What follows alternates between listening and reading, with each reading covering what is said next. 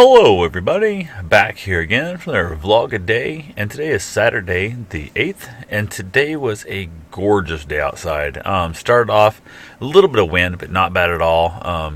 The only problem I complained about for the day was it was muddy. Everything out there is just that thawing, spring thaw trying to come out, and just that gross muddiness. So went ahead, realized the fact that last night when I was pulled in the driveway from me at my buddy's house that I literally had to put my truck in four-wheel drive to get into my driveway because I had the skid steer in here late last year, early winter, late fall, we want to call it, and had dug my drive out because over the years it's kept piling more and more rock up, and it created a bit of like a dam out there in my front yard. So I'd done all that work, widened my driveway out, tore out a parking spot that was out front. I'm going to backfill with dirt, whatnot, whatever, all that good stuff. So went ahead and basically got that. I was going to order rock. Every time I go to order rock, it was in the fall time, and then I got frozen. Every time I think I need rock, it wasn't that bad. It was not muddy. It wasn't hanging this time. It's just, it's gone. It's gross. So hopefully everything goes as planned. I'm going to order a truckload, which is like 16 ton of rock to be delivered tomorrow, and then hopefully the next few days I will run down to the farm, grab the skid steer,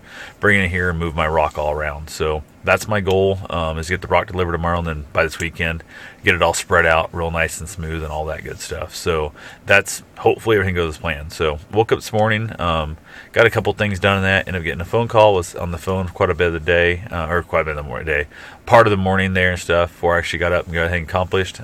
Really important. Just had, conversation that need to be had. I don't know. That conversation went surprisingly a lot better than I thought it was going to go, whatever. Got done there, did a few things around here, nothing real major. Headed out to the shop, unloaded all my tongue and groove lumber that I bought to do a project that I need to get painted up. So I gotta get that painted. I was gonna pull it in the house here and acclimate it because it's gonna be an in-house project, but then I realized I want to paint it. Why acclimate it to the house to bring it back outside to paint it? So I'm gonna go ahead and basically paint it out in the garage. I was gotta find what color paint I want. I don't know what I want to do. I kind of want like a whitewash, like a milked paint. I want to kind of go maybe like a gray or a silver or something like that, but I want to be able to see the wood grain through it. So I'm kind of thinking more maybe like a silver wood deck stain if they have it. I don't know. I gotta do some research on that, see if I can't find.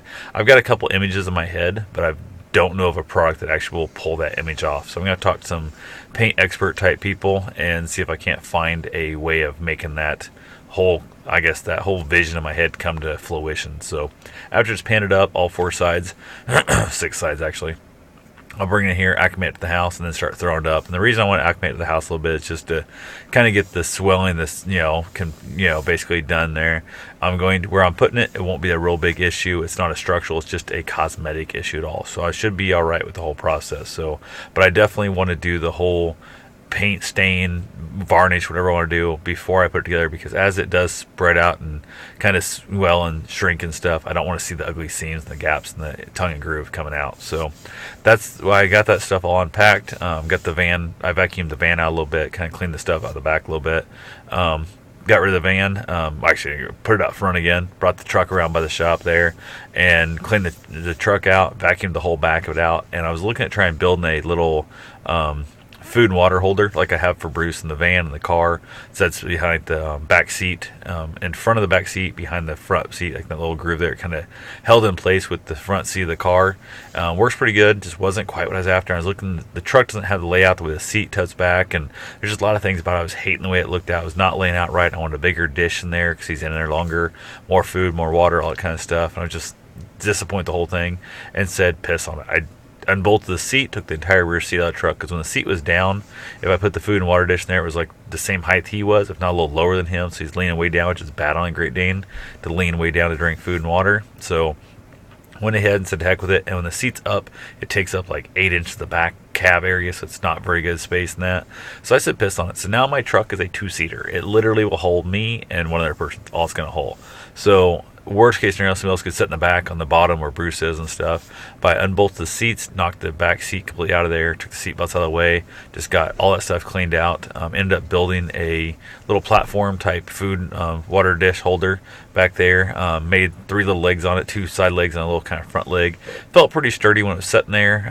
Empty, didn't think about it. I filled it full of food and water and went to head out after I got the truck all vacuumed out the front. Just kind of give it a quick little once over, not really cleaning it heavily because just disgusting spring. It's not going to do me any good there for cleaning the inside because I'm tracking mud in that.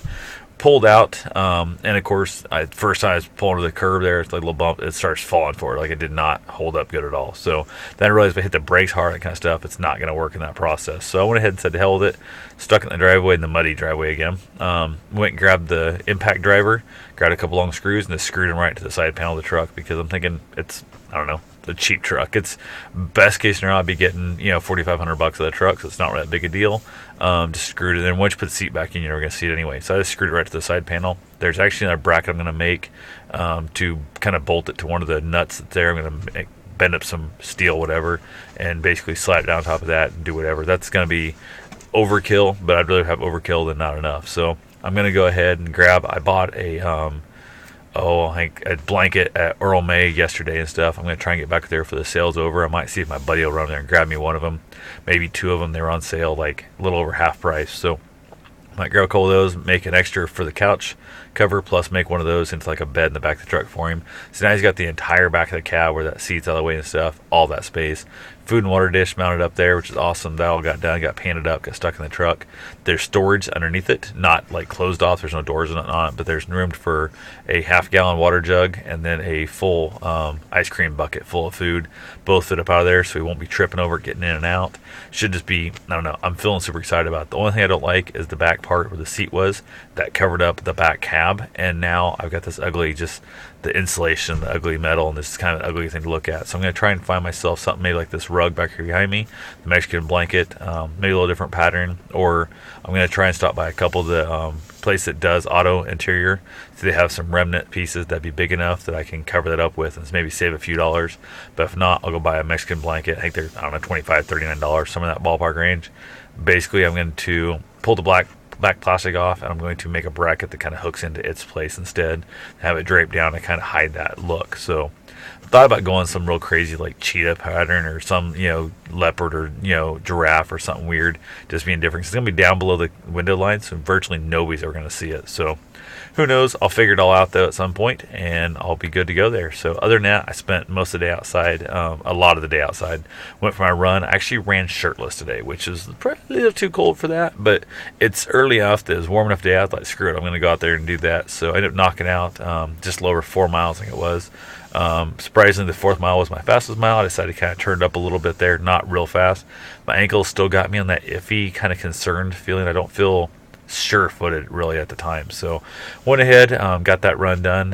I was at that weird pace coming back where I could have ran faster, but Bruce kept trying to, it was at that pace he doesn't like. He hates running in that ballpark range at that speed, so I went ahead and kind of had to fight and argue with him a little bit. He kept trying to like kind of trip me and kind of get my way, and just some little issues there. So if I would have picked it up 2 minutes faster pace for like my super speed runs, he runs his ass off and stayed out in front of me. If I'd slowed down a minute and a half or so, he would have also stayed out in front of me. That's that weird range. There's about a 2 minute range in there that he just hates that pace. It's like he can't run fast and he can't jog slow. It just annoys the crap out of him. So got that all done. Tried to jump on Run Chat tonight, which is basically a thing on Twitter, and my internet was just jacking up and just all screwing up. Kept having to restart the router and stuff. Just got pissed off, and I just walked away from the whole thing. I just like shut the stuff down and said to hell with it. So other than that, made a bunch of tea tonight, did laundry, all that just normal, typical life stuff. And it's amazing how long it takes to make tea. So got that all taken care of, and I'm going to watch a little bit of Netflix and wrap it up for the night. So talk to you guys tomorrow. Have yourself a safe and wonderful day. Thanks for watching.